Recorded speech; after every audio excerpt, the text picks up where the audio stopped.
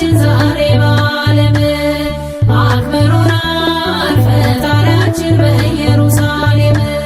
በአህያ ላይ ሆኖ ወደ አንቺ የመጣው የዓለም መድኃኒት ክርስቶስ እሱ ነው።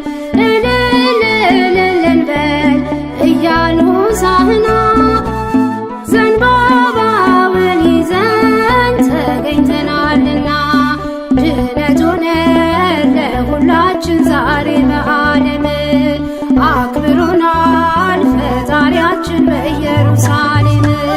ሆሳዕና በአርያም ሆሳዕና በአርያም ድነት ሆነ ለሁላችን ዛሬ በዓለም አክብሮናል ፈጣሪያችን በኢየሩሳሌም።